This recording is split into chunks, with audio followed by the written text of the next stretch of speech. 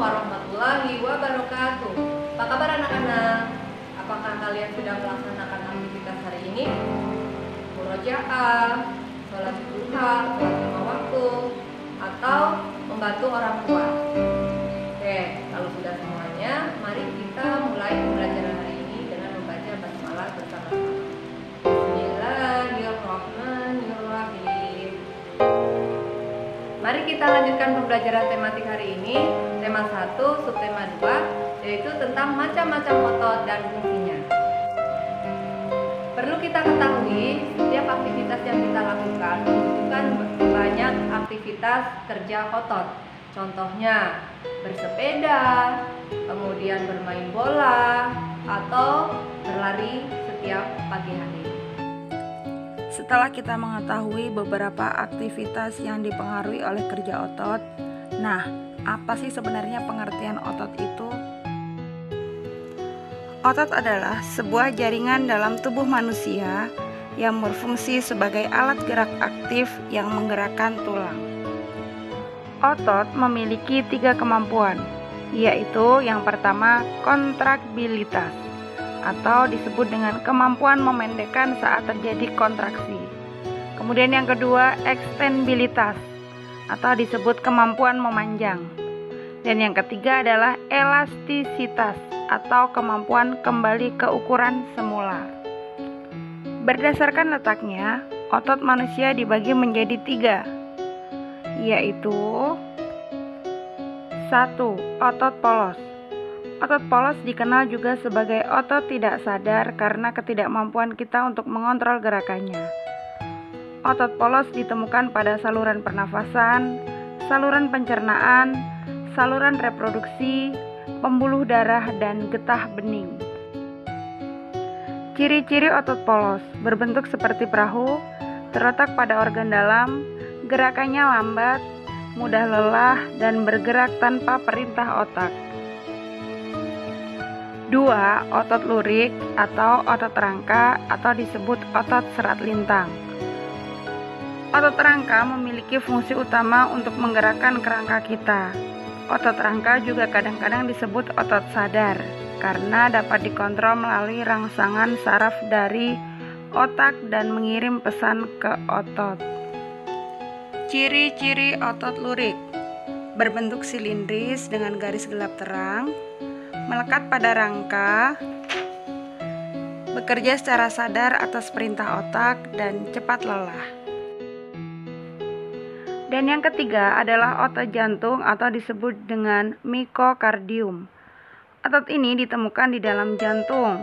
Biasanya bertindak seperti otot polos berirama, dipengaruhi oleh aktivitas saraf dan hormon.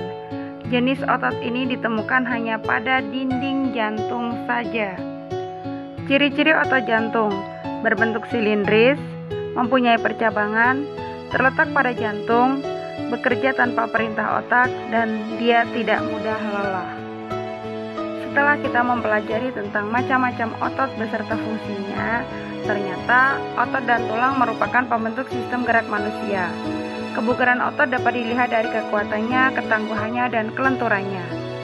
Agar dapat berfungsi dengan baik, tulang dan otot harus dilatih dan dijaga kesehatannya. Bagaimana cara menjaga kesehatan tulang dan otot? Nah, kita simak sekarang.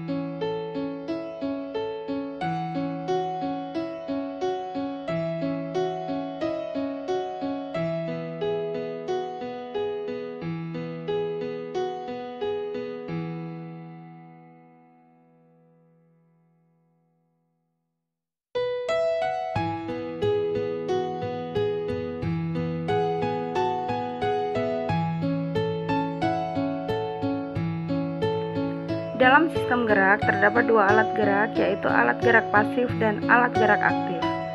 Alat gerak pasif berupa tulang, sedangkan alat gerak aktif berupa otot. Perpaduan antara sendi, tulang, dan otot bisa menghasilkan gerak.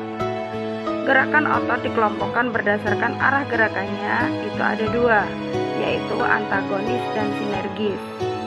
Antagonis adalah gerakan dengan arah berlawanan, sedangkan sinergis gerakan yang arahnya bersamaan.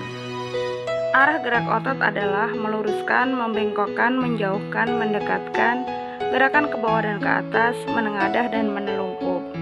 Nah, contoh gerakan otot itu apa saja? Gerakan fleksi adalah membengkokkan pada siku, lutut, dan jari. Kemudian gerakan ekstensi meluruskan pada siku, lutut, dan jari. Gerakan abduksi menjauhkan tungkai menjauhi sumbu tubuh. Sedangkan gerakan aduksi mendekatkan tungkai mendekati sumbu tubuh. Gerakan pronasi adalah memutar lengan sehingga telapak tangan tertelungkup. Sedangkan gerakan supinasi adalah memutar lengan sehingga tangan menengadah. Dan yang terakhir adalah gerakan depresi adalah gerakan menekan ke bawah. Sedangkan gerakan elasi adalah gerak mengangkat ke atas. Saat melakukan aktivitas, seringkali manusia tidak memperhatikan kemungkinan terjadinya kelelahan dan gangguan pada otot. Gangguan kesehatan otot dapat menghambat semua aktivitas yang dilakukan oleh manusia. Mari kita belajar macam-macam gangguan pada otot. Yang pertama adalah atrofi, adalah keadaan di mana otot mengecil sehingga menghilangkan kemampuannya untuk berkontraksi. Yang kedua adalah poliomyelitis, adalah penyakit karena virus yang merusak saraf yang mengkoordinasi otot ke anggota gerak bawah. Kemudian yang ketiga adalah hipertrofi, adalah keadaan otot menjadi lebih besar dan kuat karena sering dilatih secara berlebihan. Keempat, kejang otot adalah gangguan otot yang terjadi karena melakukan aktivitas terus-menerus yang pada suatu ketika tak mampu lagi melakukan kontraksi alias kejang. Yang kelima adalah kaku leher, adalah keadaan leher terasa kaku dan sakit jika digerakkan. Kemudian yang kesembilan adalah hernia, adalah sobeknya otot dinding perut yang lemah yang mengakibatkan usus melorot ke bawah masuk ke rongga perut. Baiklah anak-anak, untuk mengungkapkan pemahaman kalian tentang kesehatan tulang dan otot, mari kita belajar cara mengembangkan ide pokok menjadi sebuah paragraf.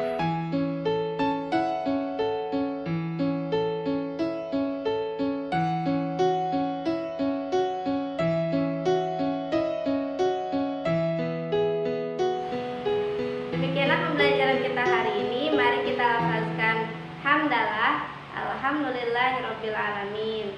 Semoga bermanfaat. Wassalamualaikum warahmatullahi wabarakatuh.